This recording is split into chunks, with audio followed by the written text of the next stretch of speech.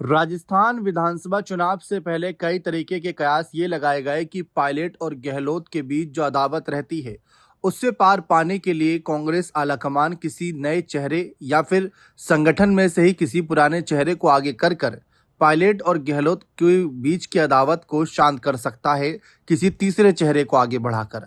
जब तीसरे चेहरे की तलाश की जाती है तो कई सारे नाम आते हैं। इनमें एक नाम प्रमुखता से दिव्या मदेरणा का आता है, जिनका कहीं ना कहीं चर्चा इस बात की थी पिछली बार भी कि इनको आगे बड़ी जिम्मेदारियां दी जा सकती हैं।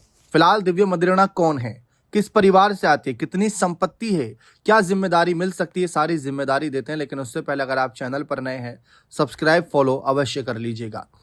दिव्या मदेरणा राजस्थान कांग्रेस की प्रमुख युवा नेताओं में से एक है। वे पूर्व मंत्री महिपाल मदेरणा की बेटी और वरिष्ठ कांग्रेस नेता परसराम मदेरणा की पोती हैं। उन्होंने 2018 में ओसिया से विधानसभा चुनाव जीता था, लेकिन 2023 में उसी सीट पर बीजेपी उम्मीदवार से करीब 2800 वोटों के अंतर से हार गई।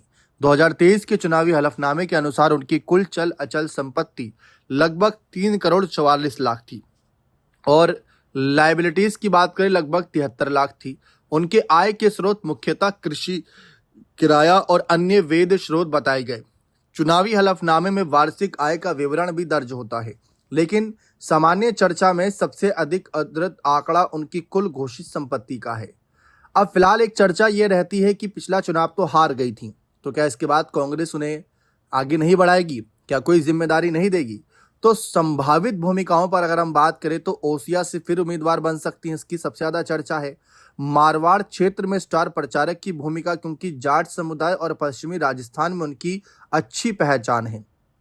तीसरा ये कि प्रदेश कांग्रेस में महत्वपूर्ण संगठनात्मक पद जैसे महासचिव, प्रचार समिति या महिला युवा अभियान की जिम्मेदारी।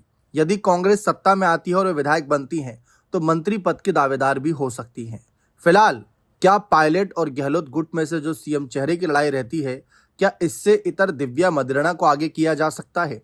फिलहाल इसकी संभावना तो कम दिखती है। वर्तमान में कांग्रेस में मुख्यमंत्री पद के लिए अधिक चर्चित नाम सचिन पायलट है। दिव्या मदेरणा को भविष्य की दूसरी पंक्ति के नेतृत्व में देखा जाता है। यदि वे लगातार चुनाव जीतती हैं और संगठनात्मक में उनकी भूमिका बढ़ती है तो भविष्य में उनकी दावेदारी मजबूत हो सकती है। ये अभी केवल राजनीतिक आकलन है, कोई आधिकारिक संकेत नहीं। बने रहें चैनल के साथ। बहुत बहुत शुक्रिया।